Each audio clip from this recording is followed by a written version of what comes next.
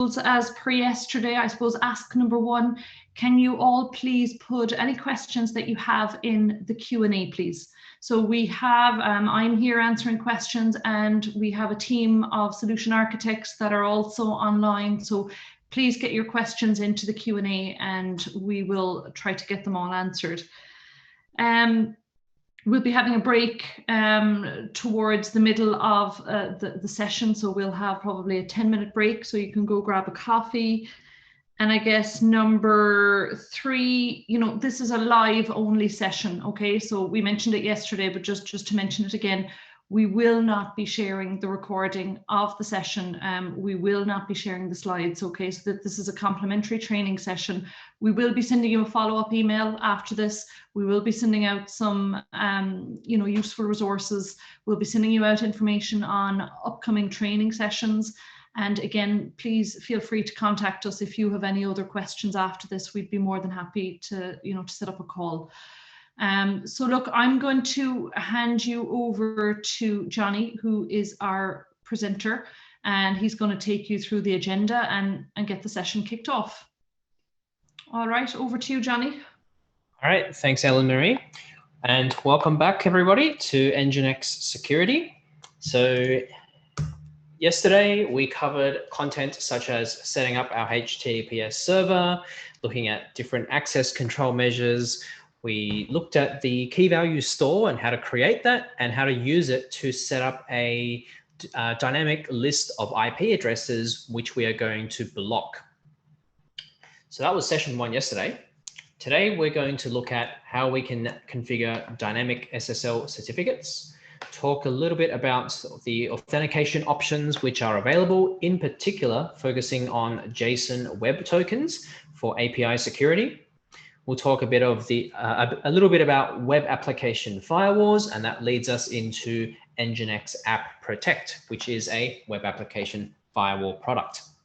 And as a little bonus, there's going to be a quick 5 to 10 minute demonstration of NGINX controller at the end as well. So some of you people might be wondering or thinking that a lot of the things I've shown you so far, all based on the configuration file or using the terminal. Those are more comfortable using a graphical user interface, for example, we have NGINX controller for that. And so we'll do a quick demo of that at the end. So let's start with dynamic SSL certificate loading. We'll talk about the two methods that we have. One is lazy certificate loading and the other one is in-memory certificates. So traditionally, the certificates are configured in our NGINX server, as we saw yesterday. So you create a server block for each host name and you specify the certificate and the associated private key files on disk. And then the certificates are loaded as NGINX starts up. And this approach is fine if you have 1 or 2 servers, but what if you have 100 servers? Then that becomes problematic because you could be managing potentially thousands of certificates in production environments, and it's not scalable to have to define each one manually in your configuration file and load them from disk. It's a very tedious process, and also your configuration becomes really large and the startup time of NGINX slows down as well. So that's why we have dynamic certificate loading, and we'll talk about the two methods, which is lazy and in-memory certificate loading. So for lazy loading, that's our first option here. This basically, let's say you're a SaaS company or you have a SaaS solution, and every time a customer signs up, they get a domain name that's specific for their account. So that customer likely needs its own certificate. So if you're loading everything manually, onboarding is a bit difficult because you'd have to create a new virtual server for each customer, copy the configuration and the customer certificate to each of your NGINX Plus instances. And so that becomes just very tedious. So lazy loading removes the need for any configuration changes because you just need to deploy the certificate on each instance and that's it. So the certificate data is still stored on disk, but we fetch that data dynamically. And for the in-memory storage, we we use our key value store to basically store our SSL certificate data in there. And so we don't even need to load that from disk because it's stored in memory, as the name suggests. Now, in both use cases, NGINX Plus can perform dynamic certificate loading based on the host name provided by server name indication, or SNI, as part of our TLS handshake. So you can host multiple secure websites under a single server configuration and select the appropriate certificate to load based on each incoming request.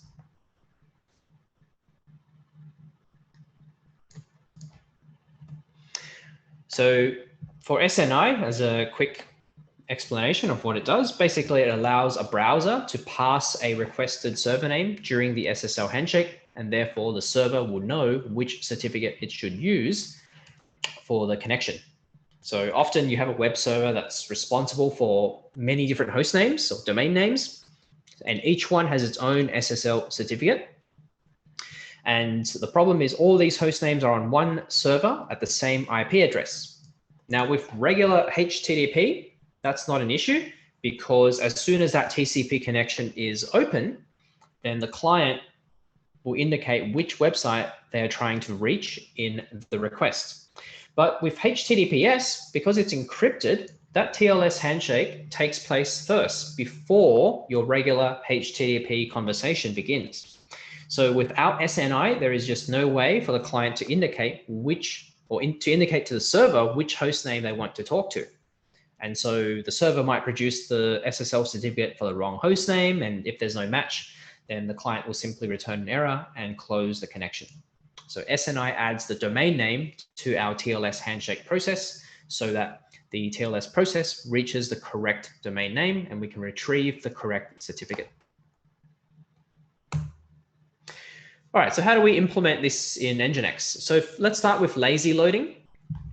So with lazy loading, our certificates are still loaded from disk. And what we do is on the SSL certificate and SSL certificate key directives, instead of specifying the path to the file, we will use a variable called SSL server name and SSL server name and then .crt and SSL server name .key. This variable gets evaluated at runtime. And so this variable must be available during SNI processing, which will happen before our request line and headers are read. So that's what the variable will do. It'll extract the host name from the request, and we match that to the certificate file on our disk. So let's go and configure this. Jump into my terminal. So we have the same environment that I was using yesterday. And what I want to do here is show you where the actual certificate files are at the moment, and then we'll configure them with lazy loading.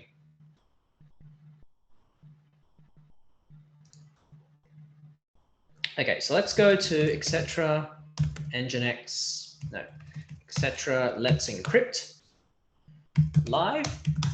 And my certificates are stored underneath that domain name folder. So DNS, that long string there.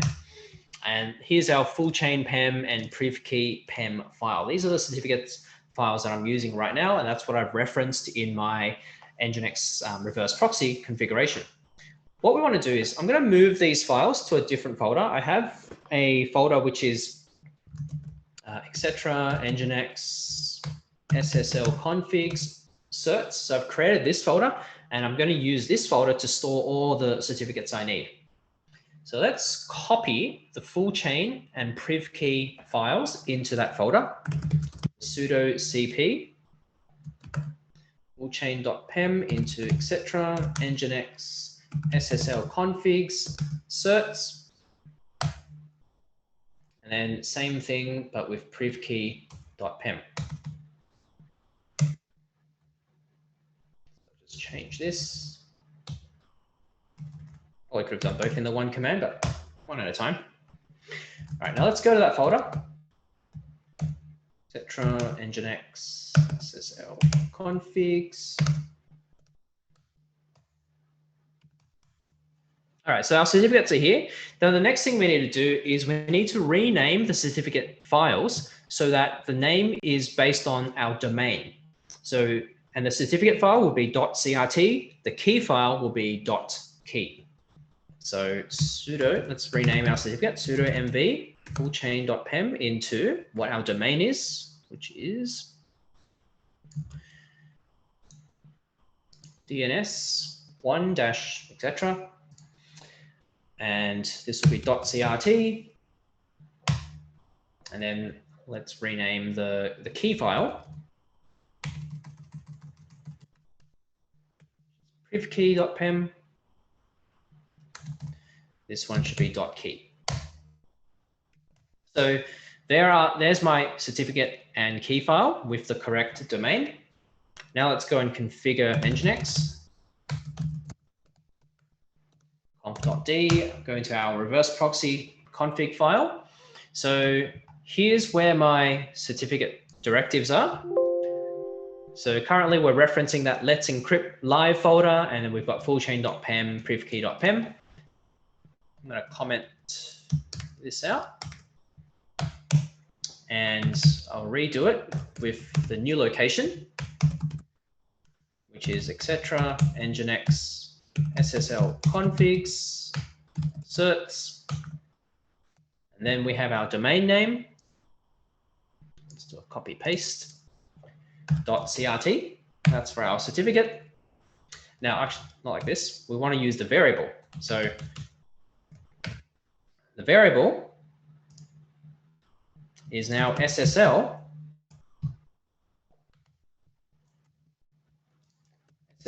server name .crt. And then we want the same path for the next one. SSL certificate key. And same path, so etc. NGINX SSL configs certs, but variable.key. So at runtime, when we have our domain, that will be supplied to the name of the variable, and NGINX will use that to work out the certificate to load dynamically. Let's save, let's load, and let's flick to our browser. Give this a refresh. Oh. Okay, something's missing.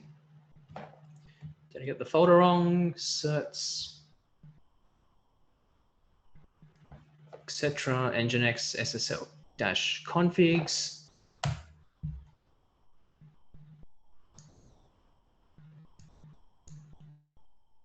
Followed by our variables. Yeah, that looks fine.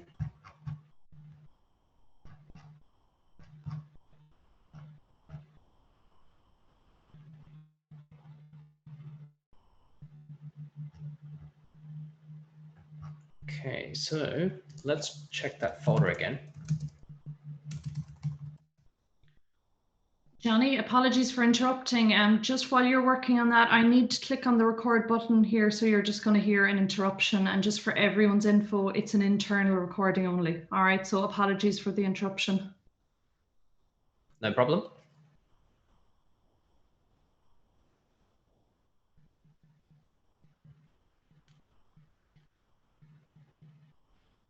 Okay, so we have our files here. DNS, that's correct, .crt, .key. Let's check the permissions. Okay, it's going to do a chmod +r.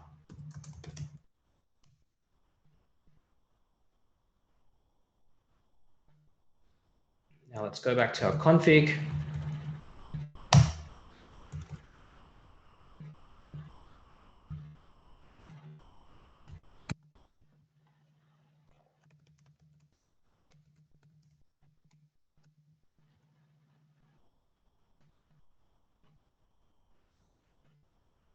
There we go. So need the right permissions. And so here's our Juice Shop app, and there's our certificate. So if you have multiple websites or multiple domains on your application, every time you need a new certificate, you just throw the certificate into that folder And for each request, NGINX will load the certificate dynamically. So that's our first method, which is called lazy dynamic certificates. The next method is our in-memory certificate. So this is where we store the certificate in memory inside the key value store.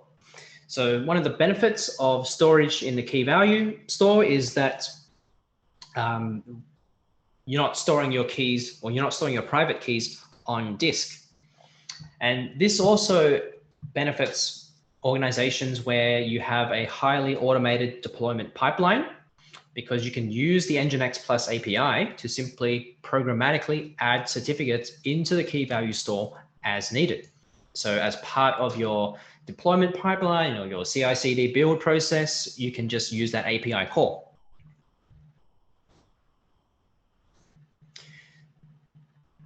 It also works across a cluster as well, because the key value store synchronizes across an NGINX cluster. And this is ideal for short-lived certificates and for automating integrations with certificate issuers. So to do an in-memory certificate, what we do is we use this data prefix. And when you use the data prefix, NGINX Plus interprets the parameter as raw PEM data.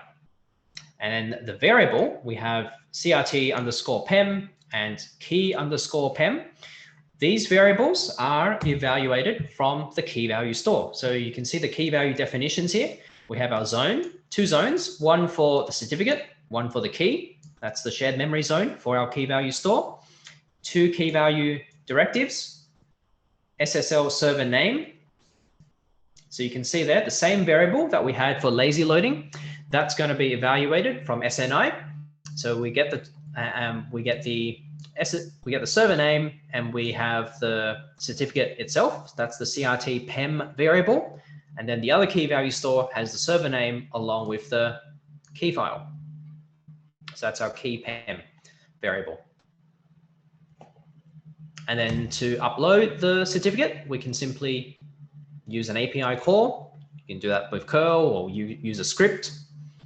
So let's go and demonstrate this.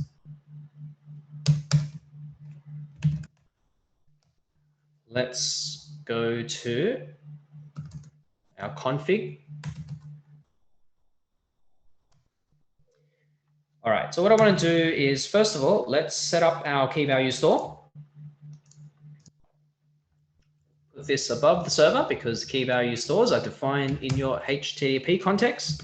So we'll start with key val zone.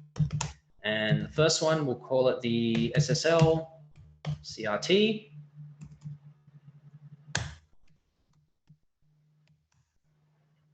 And then the next one will be SSL_key. We're missing an S there. Then we have the key val itself. We use the SSL server name variable and set the variable CRT_PEM.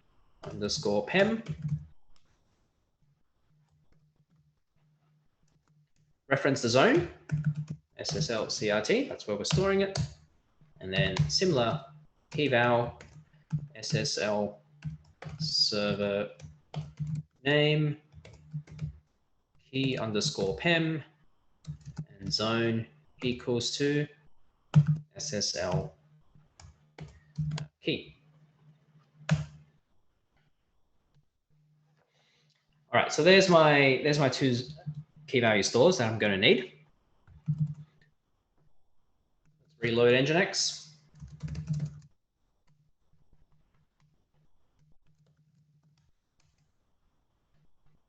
Okay, now we need to send an API request to upload the contents of our certificate and key. Now I'm going to use a little hack here because I have a pre-prepared script for this. I'm going to create this script called upload.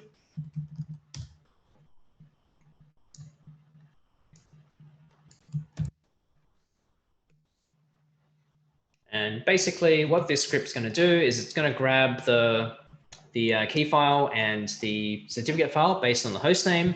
and send an API call to the URL where my API is exposed and upload the contents into the key value store.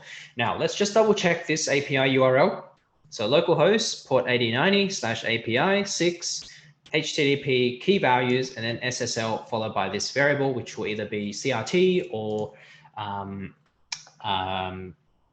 SSL, CRT or SSL key. So let's save this. Now I'm just going to check my API URL just to make sure it's running on the right port, etc. NGINX conf.d. So I've exposed the NGINX API over here. So listening on port 8090. There's our API location. I've only allowed 2 IP addresses, so 127.0.0.1 and my own client IP. Okay, so that looks like it'll be fine. And then we can just do bash upload. And that script is going to insert the values of the certificate and key into that key value store. Now let's make sure that they're actually there. Let's do a curl to check. So curl -x get HTTP localhost port 8090 API 6 and HTTP key vals, and we want the key value store. Oh, there's too many there. Let's pipe this to JQ. Okay, so there's our SSL key store with our domain and then the key. And there's SSL CRT with our domain and the certificate. Now the rest of the key values like that, the IP address one is there as well. So that's all. That looks like it's all in order. Let's go back to our config.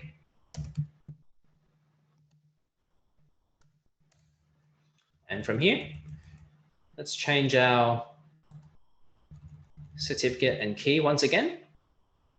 So we'll switch from using lazy loading to using in-memory loading, and we're going to use data prefix followed by, let's see up here, CRT PEM and key PEM. So let's go back down.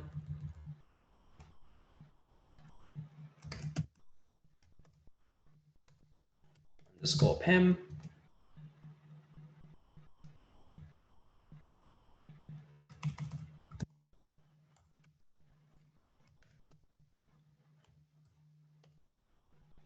Key PEM, actually, this one, key underscore PEM.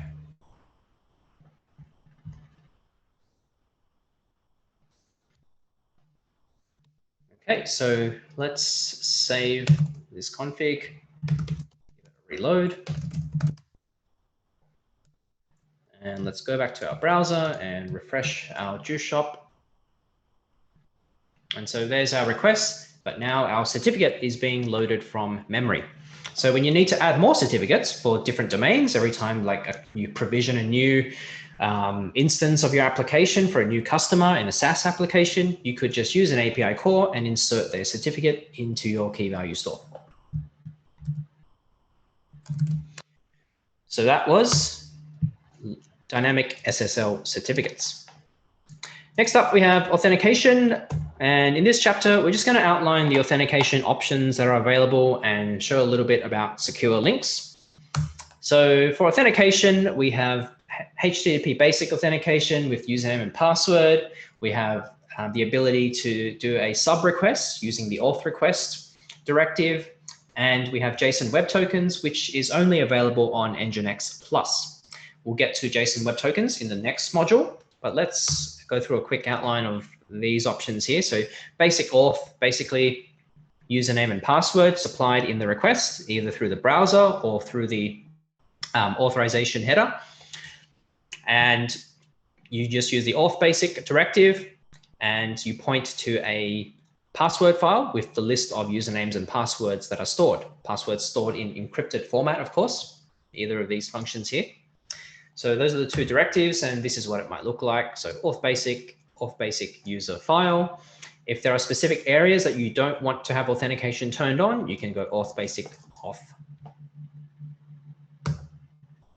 For sub requests, how this works is, so NGINX can authenticate each request to your website with an external server or a service. So it makes a sub request to that external server where it's verified. So you have a auth request directive to redirect to another location, and that location will proxy the request to your authentication service, like an LDAP server, for example. And you set the variables based on the response headers using a auth request set directive. So here's what it might look like. So for any location where authentication is required, auth request /auth, this is going to redirect to this location, which is an internal location. And we do a proxy pass in this example to an LDAP server. So that's sending a sub request there. Now, if the sub request returns a 2x response code, then access is allowed. If we get a 401 or 403, then access is denied with the corresponding error code.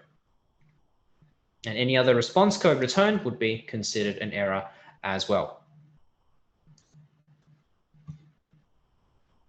So usually it's also not necessary to send the body of the request to the authentication server. So you can do like proxy pass request body turned off. And then you can use this auth request set to set various, to set a variable based on a header in the response. So here we're checking the auth status variable, and we're setting this upstream status variable. Next, we have secure links. So secure links allow us to protect files from unauthorized access by basically masking the URL with a hash. So it requires the client to include a specific hashed string in the URL of whatever resource they are trying to access. And the secure link module will verify the validity of a requested resource by comparing an encoded string in the URL of the HTTP request with the string that it computes for that request. And links can be configured to have an expiry as well. So for example, you have to send a URL like this, like /videos, and then this is your hash here, and followed by the file itself. And that might compute against this actual folder, which is this old /movies folder where the actual file is being stored in the server. So there's two ways we can implement this. There's the simple method, or secure link secret method, which is the simple method. So we use an MD5 hash, and what we do is, let's say that the prefix on our file, let's say we're trying to secure this file here, bunny.m3u8. This is a playlist file for HTTP live streaming. And the prefix for it is HLS. So that's like where we might be storing it. The encoded string is going to be an MD5 hash computed on the concatenation of two text strings. So you get the final part of the URL and a secret word defined in your NGINX Plus configuration. So in this example, our secret word will be enigma. And we append that to the prefix. You can see that here. So we get this entire string and we do an MD5 hash of that. And so the final URL that we want is /videos, our encoded hash, and then HLS bunny. So the client must include that hash right after the URL prefix, which is /videos. Now, what it might look like in our NGINX configuration is we have the secure link secret directive, and we use that to configure our secret word, in this case, enigma. Now let's say that our video file is stored in this opt/secure/HLS directory. So you can see this location /secure, and then the root folder is opt. So, but we expose the file to clients using a URL that starts with the videos prefix. So our location is configured as videos. So when a client puts in the URI /videos/ I want this playlist file, they have to include the hash. So we say if this secure link variable equals an empty string, we return 403, because if the client's URL does not have the correct hash, then once we compute the request, the secure link variable will be set to an empty string because the check fails, and then we get the return 403 for the client.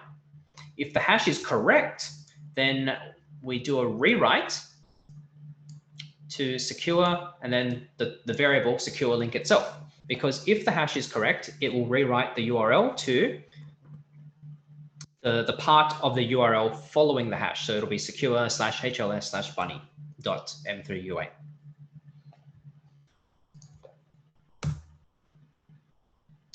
The other method is just called secure links. It's the more flexible method because it allows us to capture arguments in the request URL. So you can have an argument with MD5 and an argument with expires. And then we use a secure link MD5 directive, which is the hashed expression that generates the MD5 requirement for the request. So in this case, the client must supply the hash using an argument. So we have the MD5 argument here, and we have an expires argument. The expires string here, that's the encoded string, is an MD5 hash of variables that you define in your NGINX Plus config file. For the expiration date, we can include that in the string, and that is hashed again as well. The client must append the expires argument to specify the date. And if you specify a date that is after that expiration, then the URL no longer works, even if your hash is correct. So this one, probably more useful to look at the config first. So here we have secure link, and then arg MD5 and arg expires. So these variables mean that we're checking for an MD5 argument in the request and an expires argument in the request. And then you can see here, secure link MD5. So what that's going to do is this is how we hash it. So we use our secure link expires variable, the URI, the client IP address, and then our secret word. If we go back one slide here, you can see this in practice, echo, files, price list.html. Here's our client IP. There's our secret word enigma. And that string here is our secure link expires variable. So if our secure link, again, we have our if statements. If secure link equals to empty string, return 403, because that means the client did not supply the correct hash value. And then the second one there, if it's equal to 0, that means that the link has expired. So the test will fail and will return a 410, which is the gone status. So that's our secure links module. All right, next up we have securing API traffic. So in this chapter, I'll talk about what an API gateway is and briefly outline the different authentication options we have for API gateways. And then we'll get into how JSON Web Tokens work and how we can configure NGINX to accept JSON Web Tokens for authorization. And also outline how NGINX can integrate with an identity provider. So NGINX Plus can be deployed as an API gateway. And the primary function of an API gateway is to provide a single point of entry for your APIs, regardless of how your APIs are implemented or deployed on the back end. So like not all APIs are like services. Some can be a monolithic application. Some can be applications that are undergoing a transition to microservices. And so the API gateway needs to be agnostic to the architectural style and data formats that are used by the APIs themselves.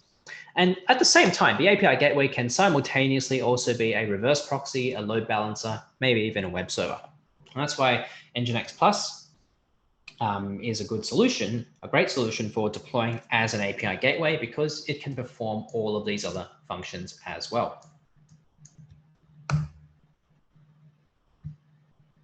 So it acts as a single point of entry into your APIs.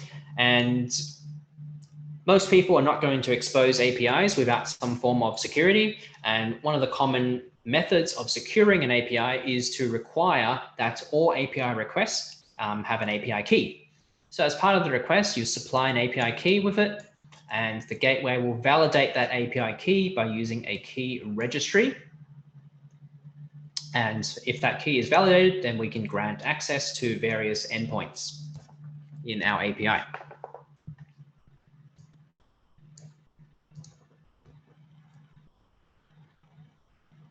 And the gateway will also be responsible for doing things like request routing and composition, translating the protocol. So all requests from clients will first go through the gateway, and the gateway will route that request to an appropriate microservice.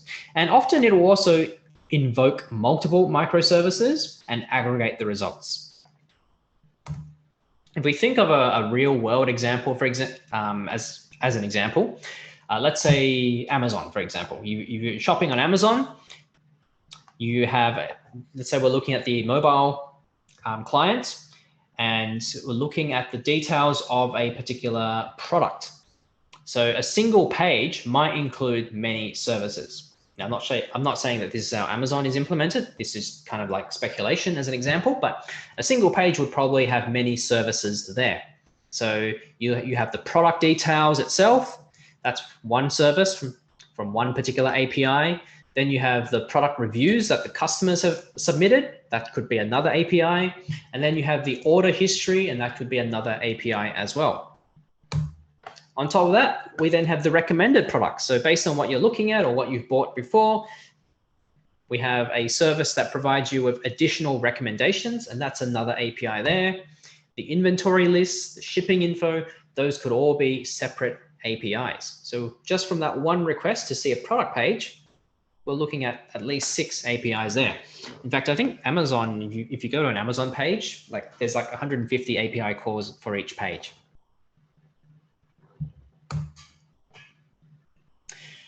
And of course, people need to have their APIs secured.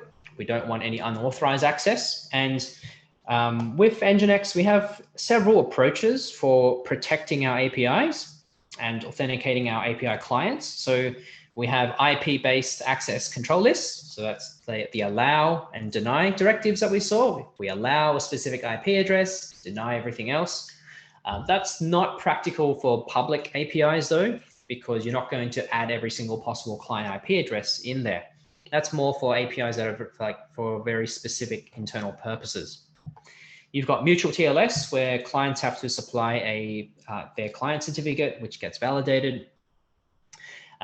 We've seen a little bit of basic authentication, but for API-specific authentication, most people tend to use either API keys, or nowadays we're starting to move towards using what's called JSON Web Tokens. And NGINX Plus has JSON Web Token support out of the box.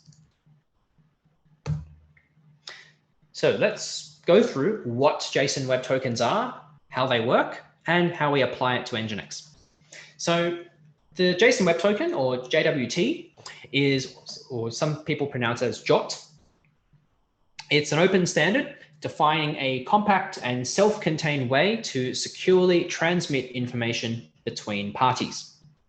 It uses JSON objects to define that data, and it's digitally signed for trust and verification.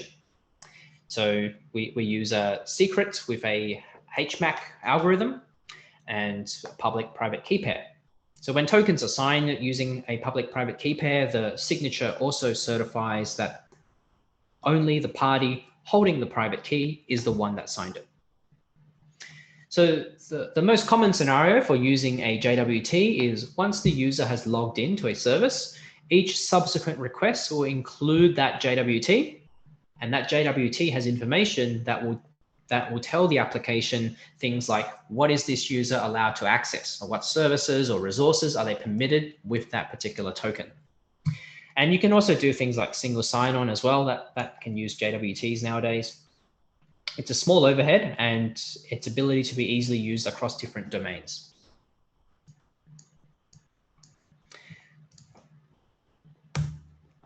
So JWTs are compact, highly portable. They work in conjunction with single sign-on and OAuth 2. And the JWT contains what we call a set of claims, which we use to determine access control. So some users might supply a JSON Web Token that allows them to view resources. Others might have a JWT, which allows them to view and manipulate or delete those resources. So different permission or access levels. And you can apply a cryptographic signature to protect the integrity of the token. So NGINX Plus can validate the JWT tokens natively. But let's understand what a token looks like. So your JWT structure consists of a header, a payload, and a signature. The header and payload are defined by JSON objects and are base 64 URL encoded. And then the signature is encrypted using an algorithm which is specified as part of the header. So here's an example of a JWT header. So if you look at the decoded part, which is the JSON string here, the type, or TYP, defines the type of token. And then alg defines the signing algorithm that we're going to use, this one using HS256. The KID, the KID part here, this is optional. This is used to specify the key for validating the signature. So you don't have to use it, but if you need to use a key, then you specify that, and then you have the value. So if we took this JSON object here, the encoded string might look like this on the left-hand side.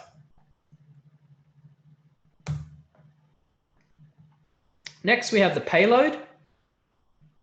So the payload consists of what we call claims, and a claim is defined as a name-value pair. If we look at this example here, we have 3 claims: the subclaim, the name claim, and the admin claim. So claims are just pieces of information that is asserted about a subject. So the name is always a string. The name of the claim is always a string. The value can be any JSON value. Generally, when we talk about claims in the context of a JWT, we refer to the name or what's called the key. So for example, we have our subclaim, name claim, and admin claim. There are different types of claims. You have registered, public, and private. So registered claims are predefined claims, which are not mandatory, but recommended. And they are defined in the JWT specification. So in this one, the subclaim is a registered one. So this subclaim, it's short for subject, and it identifies the principal that is the subject of this JWT, this token. And the subject value must either be scoped to be locally unique in the context of whoever's issuing this, or globally unique. So subject is kind of like a unique, it can be used as a unique identifier for this token. Then we have name. So this is this name claim, that's my own claim that I've defined along with admin. So you can pretty much define any claim you like. So if you look at this token, you can say here that we could say the person John Doe with the ID of 1, 2, 3, 4, 5, 6 to 9 is an admin in the system. We use the admin claim to determine that because it's set to true. It's John Doe is the name of the person, and that's their ID. So the name and the admin claims here are public claims. They're claims that you define yourself. And then the signature, we create that by taking the encoded header, the encoded payload, a secret, and the algorithm that we specified in the header, and we sign it. So this verifies that the message hasn't been tampered with, and if signed with a private key, it also verifies the identity of the sender. So here's a combined anatomy of the JWT token. So we have the header, the payload, the encoded output, and then we take the encoded output, and we also have the encoded output of the signature as well. And what we get is a JWT string, which is 3 base 64 encoded strings representing the header, payload, and signature separated by dots. So the red part here, that's the header. The purple part is the payload, and the blue part is our signature, and you can see the dot that separates them. And so we have to pass that encoded output as an argument in the request or as a bearer token in the HTTP authorization header of the request. Usually we use the header, the authorization header. It's not good to pass a token as an argument in a request. But this is a simple example. So you could say like question mark, and then this is the argument, my JWT, and then followed by the string.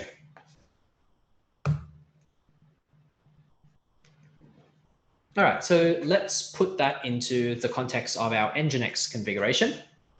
So we have the HTTP auth JWT module, which can handle client authorization by validating a provided JSON web token using specified keys.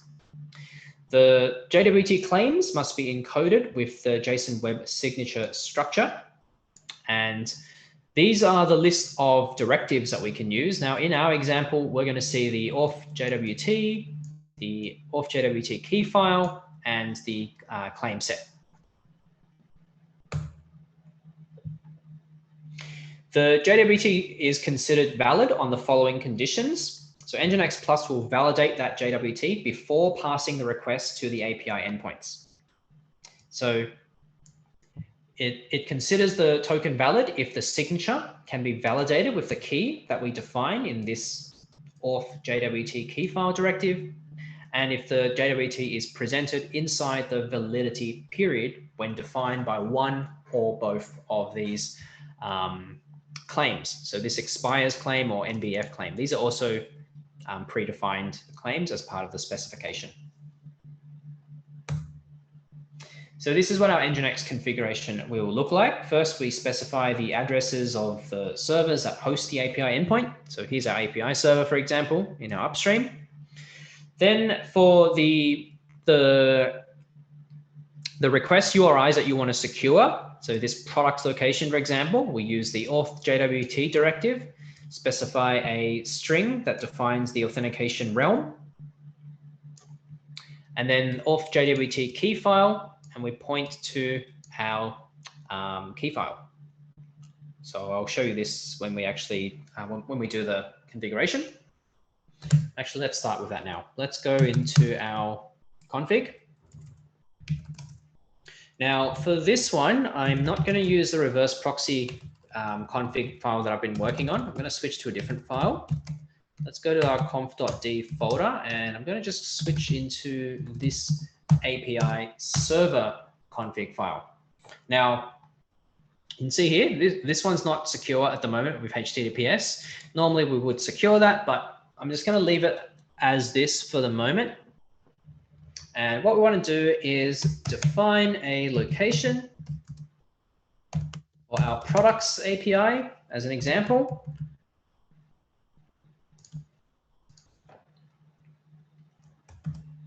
And then we're going to put the auth JWT directive in here, calling it the products API. Now, if you want the client to supply the token as part of an argument, we put the token parameter in here and say $arg underscore and then the name of the argument. So let's say API JWT. So that's the argument we want from the client in the request URI. Then we point to our key file. We haven't defined the key file yet, but we'll get there. So auth JWT key file, and I'm going to put the key file in the etc NGINX SSL configs folder, and we'll call it the API secret.jw.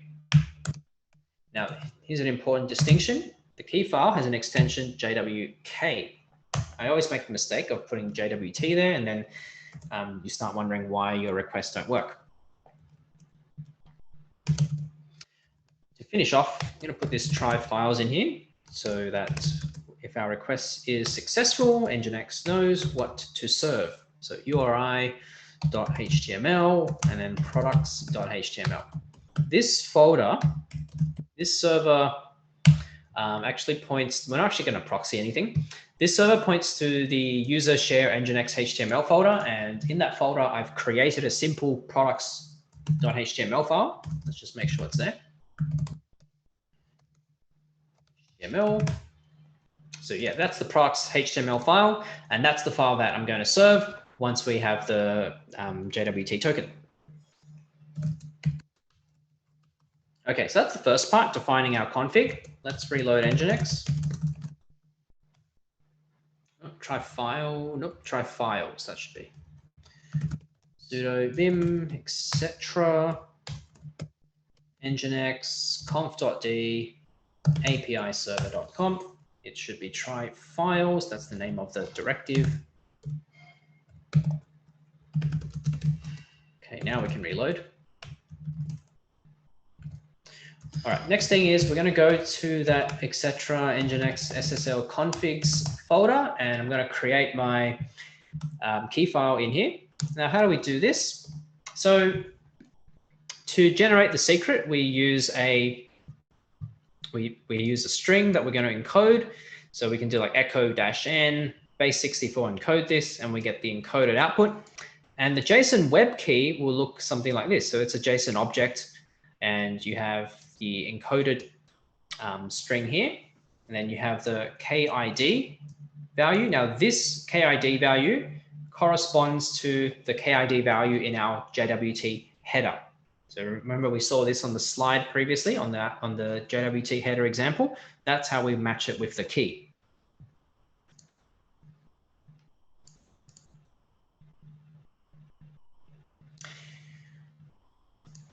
Okay, so the way I'm going to do this is, let's go to my terminal, and I have these commands pre-prepared. They're just too long to type. Okay, so let's do this echo.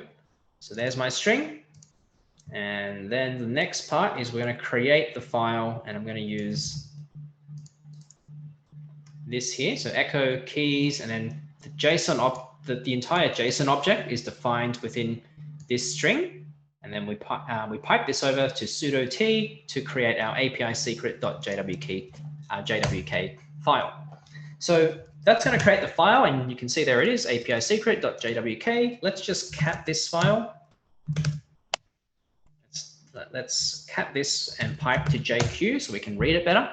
So that's what we have on the slide, as you see, keys, and then we have the secret itself and our KID. So we have that. Now we're ready to generate our token. So to generate the token, what I'm going to do is simply go to jwt.io.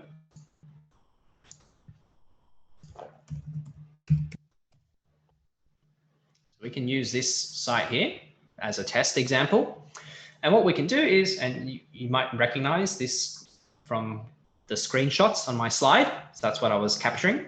So we put the token on, we put the header and payload on the right hand side, and it's going to give us the encoded output. So for the header, it's pretty much what I have, but I have one extra part there, and that's the KID, followed by the value of 00001. Okay, so there's our encoded output. For the payload data, keep it mostly the same. So keep the subject there, keep the name as John Doe, but I'm going to change the last one, and we're going to have role, or maybe admin,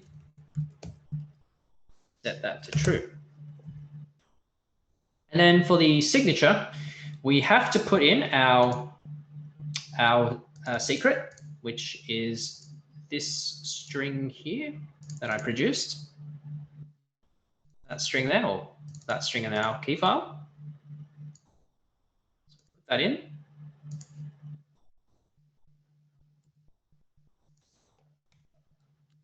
And make sure we check that box that says base64 encoded, and that's going to be our JSON web token.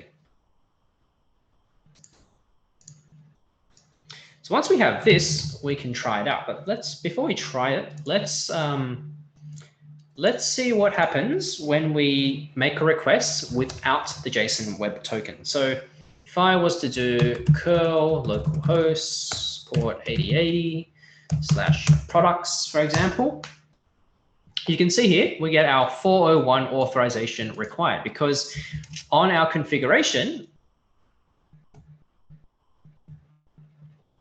on this config here, we've said that we need to supply a token in the form of this argument, this API JWT argument as part of the request, because that's the product's URI being handled by the location here. And that has to be validated by our key file. So let's do that again. This time, question mark, API JWT equals to, and then we're going to grab that really long string from the website.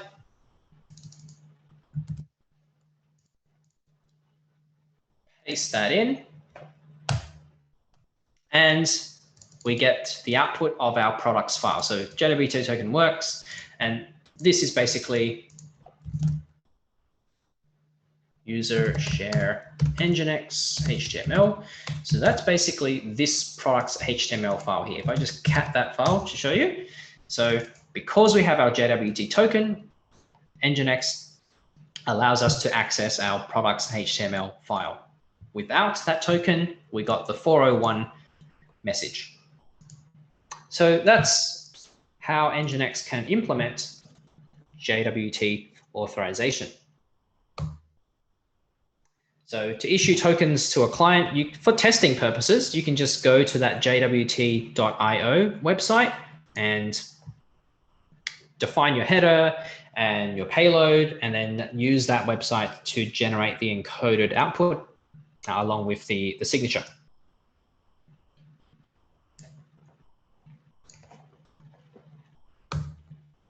So basically what I did there. Now that's for testing purposes, because obviously in a production environment with real applications, you're not going to go to JWT.io and generate payloads for every request like that. You're going to go to an identity provider instead. So you can use an identity provider or your own service to create the JWTs and issue them for client authorization. And then NGINX can be configured to actually get a set of JSON web keys. That's the JWK, the key file. So instead of defining that key file yourself, like what I did in my example, you can get a set of these keys from your identity provider by using a sub request. And that's the auth JWT key request directive. So this is what it might look like. So you have your auth JWT key request using this URI, and this is a sub request location. So it's internal, and you proxy to your identity provider to get the keys. So this one here, that's just an example URL.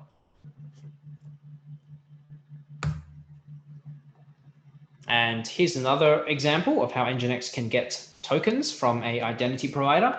This is a high level example, and it assumes the following. So this one assumes that the identity provider supports OpenID Connect 1.0. You have an authorization code flow in use. NGINX Plus is configured as a relaying party, and the identity provider knows that NGINX Plus as a confidential client or a public client. And so you have the user sending a request to NGINX Plus. Now, if they're unauthorized, then NGINX can redirect this user to the identity provider, and the user will authenticate directly with that IDP.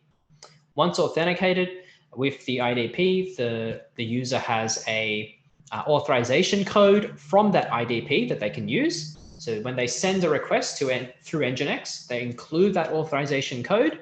And what NGINX will do is it'll take that code and exchange it for a JWT token from the IDP. And with that token, we can authorize access to the backend application. This is there's actually a full reference implementation of this. So if you go to this URL here, github.com/nginxinc, and then nginx-openid-connect, this has the full example of what I specified on the previous slide. So you'll get the authorization flow diagram, the configuration examples as well of how to integrate with an identity provider that uses OpenID Connect. There's also a blog article which I've included on that link there.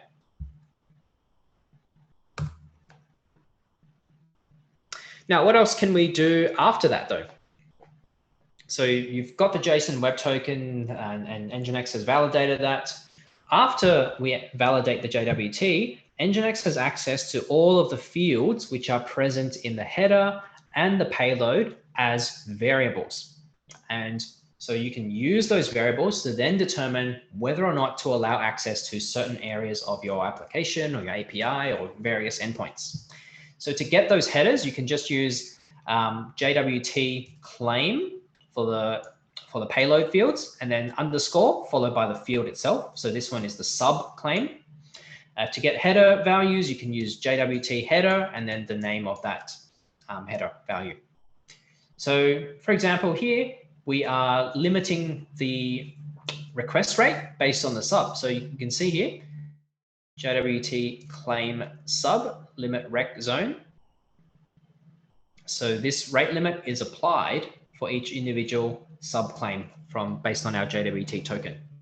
But you can do different things, like you can use this claim to, you can check, for example, if you have that admin claim that I defined in my payload, we can use JWT claim admin. We can check whether a user is an admin or not, and if they aren't, then we can deny access to specific areas. This one's another example of using that subclaim. So we're using a proxy set header API client, and we're setting that JWT claim sub. So when we proxy this to the API server, the API can then look up this API client header, and they might do something depending on the value of that header itself.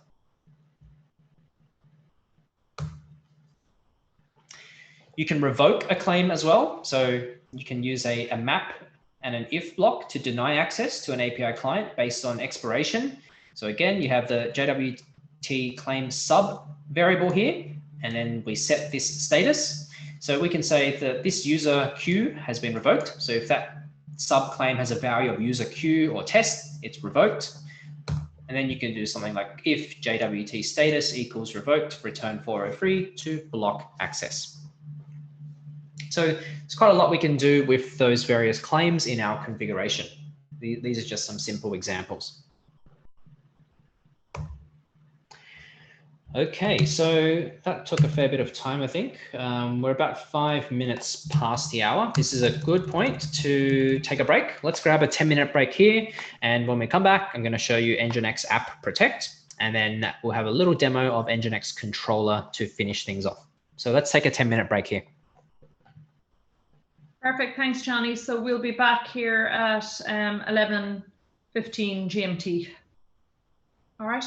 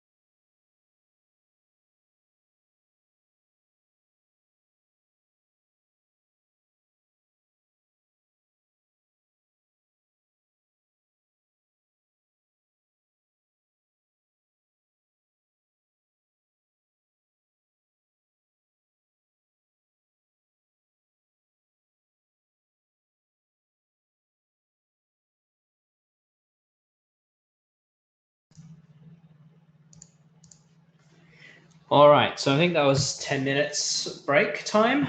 Let's continue on. Just bring back my screen. Okay, so we're up to NGINX App Protect.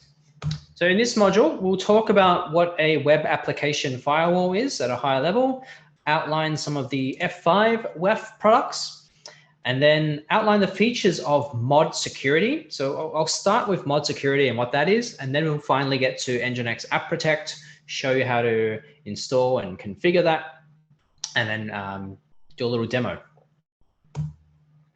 So what is a web application firewall? So it basically protects a web application by monitoring and filtering HTTP traffic. So a WAF can do things like protect you from cross-site forgery or cross-site scripting attacks, SQL injection, and all sorts of other types of attacks and malicious requests by looking at that HTTP traffic and matching it to known signature sets that represent these various malicious requests.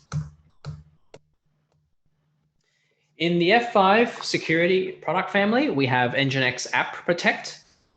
We have the F5 Advanced WAF, and then there are various cloud offerings as well. And NGINX App Protect is actually derived from the F5 Advanced Web Application Firewall. So it's part of the same family. And the F5 Advanced WAF is a very comprehensive product that can be configured through a UI, and it has a learning feature that provides suggestions to users. Then there's a number of cloud offerings, including Essential App Protect Service and Silverline. Silverline's a cloud-based SaaS platform that provides like DDoS protection, threat intelligence, denial listing, etc.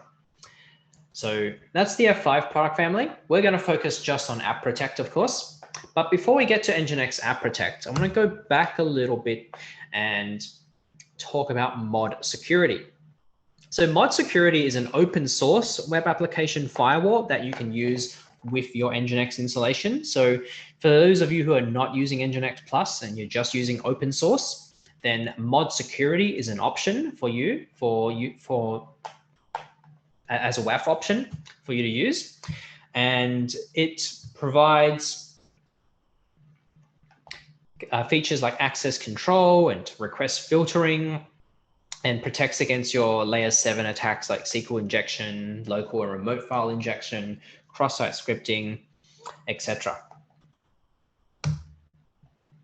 So the primary functions that mod security performs are parsing, buffering, full transaction logging, and a rule engine. So parsing is where it inspects the incoming HTTP requests for any anomalies. And then buffering is important because it's kind of the only way to provide reliable blocking in a typical installation. So mod security has the potential to see the complete request and response bodies before they're passed on to the application or the client respectively. For full transaction logging, so we record the complete HTTP traffic instead of just the rudimentary access log information that you have with NGINX. So you have all of the request headers, the request body, the response headers, the response body, etc.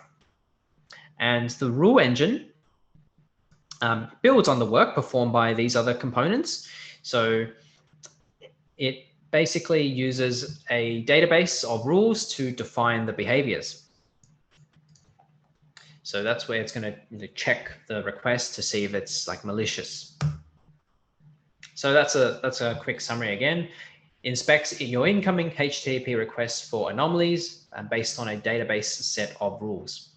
And if it detects a violation in the request, we can configure mod security to drop the request or log or both.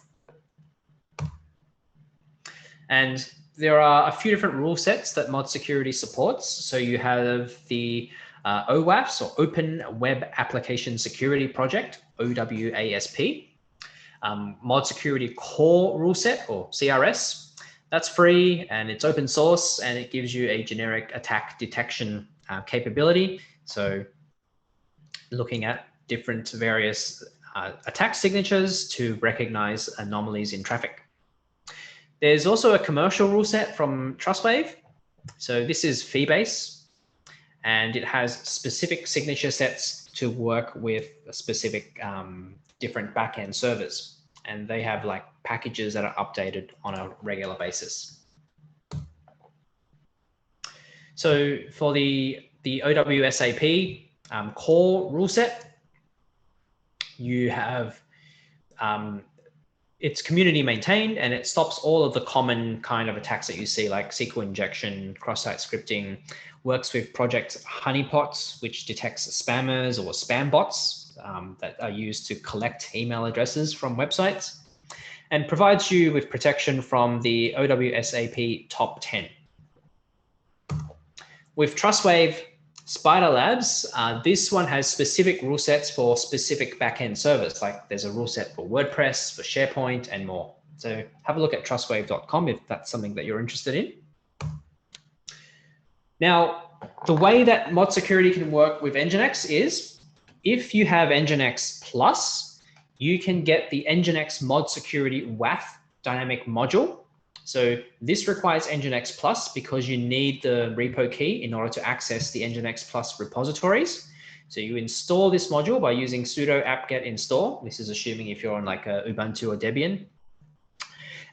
Install NGINX Plus module mod security, and then you load the module into your configuration. You put this in the main context of your nginx.conf file. So load module, modules, and then this module name here. This is if you have NGINX Plus. And the benefit of this is it's a fully tested build from NGINX. So it's pre-compiled, it's a dynamic module, and any GitHub changes are tracked and pushed out as an update. And there's support as well. Plus there is TrustWave support for the core rule set. But if you have open source, you can still get mod security. You can use the open source mod security. So what you basically have to do is install your NGINX binary, install the prerequisite packages, download and compile the lib mod security package, download the NGINX connector, compile mod security as a dynamic module, and then you can load that dynamic module into your NGINX installation for open source. For full details, there's a blog article that outlines that process with all the commands that you have to run. But we're not going to use mod security in today's course. We're going to go straight to NGINX App Protect. So NGINX App Protect is also a web application firewall, and it is designed to be high performing, so it runs really quickly. It gives you trusted signatures from the F5 Advanced WAF product. It has simple CI/CD integration. It's designed for modern infrastructure, and it has a rapid feedback loop for any security remediations. There is a unified F5 declarative interface. So the policies that you configure are based on the F5 Advanced WAF. You get security statistics via syslog, and of course, it's backed by F5 support. So it's based on the F5 security WAF, and so you have that similar layer 7 app protection, including the OWAF's top 10. It has the ability to check for protocol compliance, both for HTTP and API compliance methods. You've got IP blocking as well, and the F5 data guard component, which enables you to mask sensitive data like credit card numbers, or if you're in the US, the social security numbers. And so NGINX App Protect is available as an additional dynamic module for an additional fee. What you do is you install using sudo apt-get install app protect. Once you have all the NGINX Plus repo keys along with your license. After you install, you load the module into your nginx.conf file. Again, this goes into the main context. And then you can configure this directive app protect enable on to turn on app protect. This directive can be done at the HTTP context level or for a specific server. And then you reload NGINX. And when NGINX, so with app protect, the NGINX process is first to reject the HTTP requests. And if it doesn't, then the app protect will look at that request and reject it as necessary. So the NGINX process looks at the request first to see if it is going to accept it, and then if it accepts it, the app protect process will look at the request and determine whether or not it should be allowed through.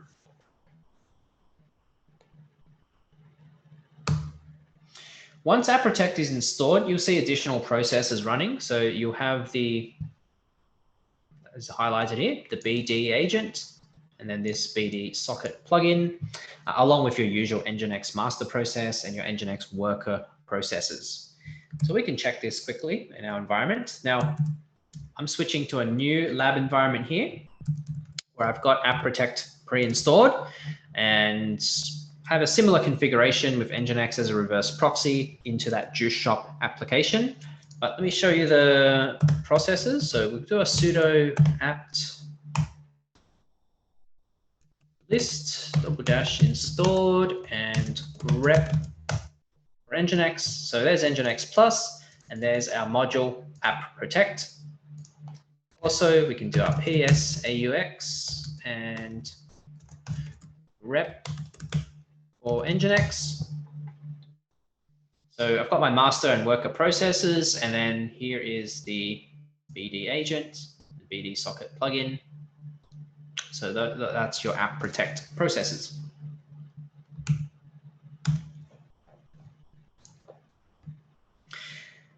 All right, before we get into some of the configuration, some key terms that we need to understand with app protect include the security policy. So the security policy is a collection of rules that determine what types of security checks are applied to your HTTP request.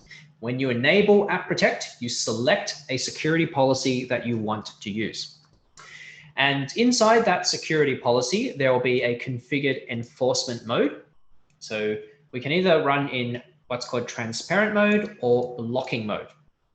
So with transparent mode, when any violations are detected, NGINX will simply just log that violation, whereas in blocking mode, it will block the request.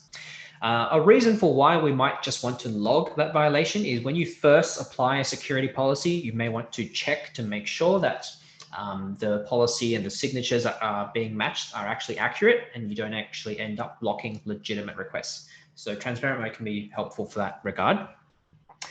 The attack signature is a textual pattern that can be applied to a HTTP request to determine if the traffic is malicious. And a signature set is a collection of attack signatures for a specific purpose. So you might have a signature set for SQL injection, for example. And a violation is when some aspect of a request does not conform to the rules of our security policy. And when a violation is detected, we can block the request. In order to configure a security policy, we use the app protect policy file directive in order to specify a policy to apply. These policies are defined in a JSON file and are based on a template. And if you don't specify a policy, then app protect will simply apply the default policy. Now, the policy files do come with the app protect installation. You actually get 3 of them. So you have a default policy JSON file, strict policy JSON file, and an API security policy JSON file. When you install app protect, you get these into your etc. NGINX folder. So you can see here we have NGINX API security policy, default policy, and strict policy. So what are the policy features, for example? So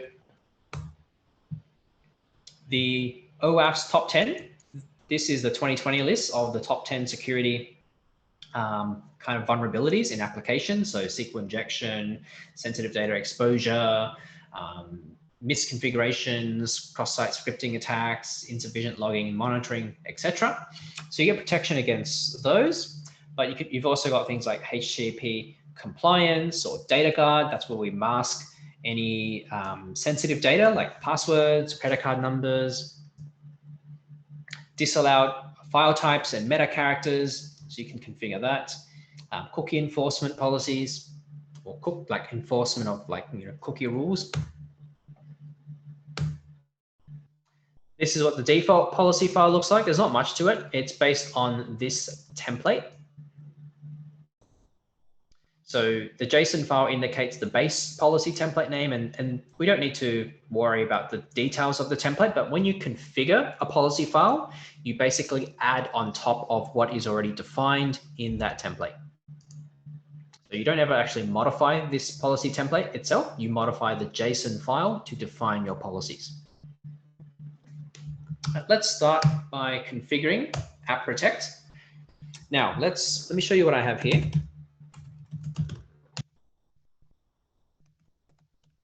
So in this NGINX, I've just got the default.conf file. So it's a very simple configuration. And in default.conf, we are accepting requests, proxying to our Juice server or Juice shop application, which is running locally.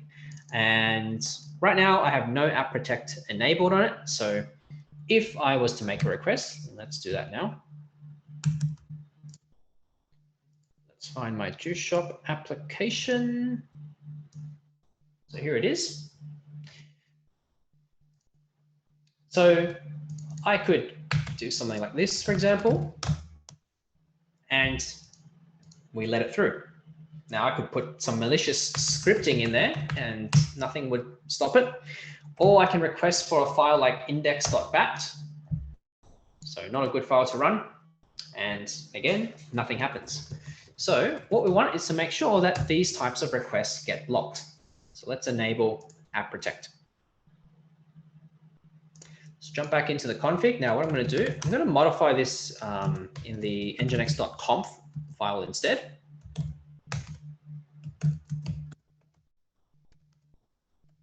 nginx.conf. So I've already got the load module. So load module, and then this is the app protect module file. Then what I want to do is jump to the HTTP context, and that's where I'm going to put our directives in here. So we'll start with app protect enable.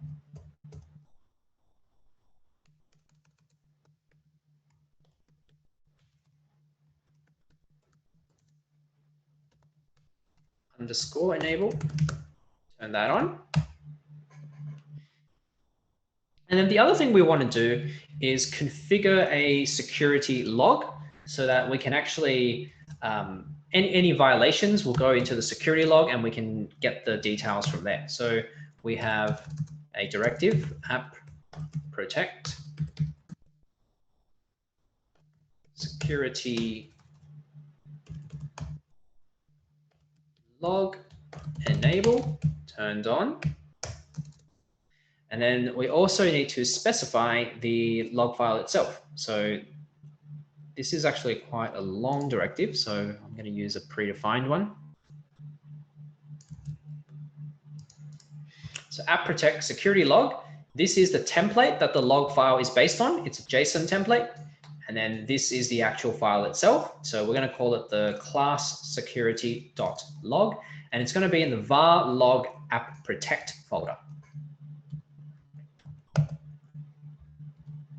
So save, reload NGINX.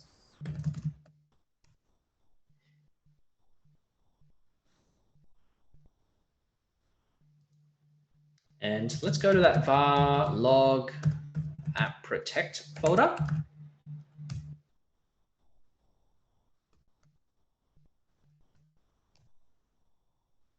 Where'd that go?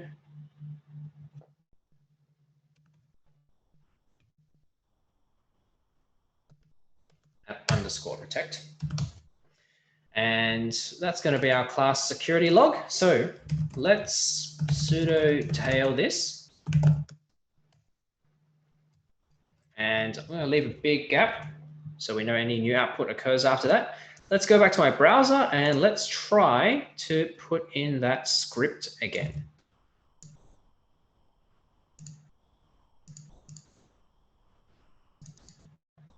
Okay, so let's put in /script. And this time you can see that the URL was rejected. And if we look at the security log,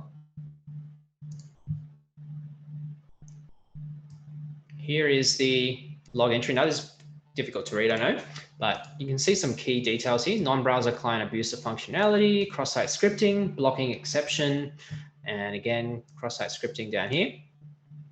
So that tells us the security violation, and we look a little bit more. You can see here WAF violation and attack signature detected. So that log file gives you all the details of that malicious request.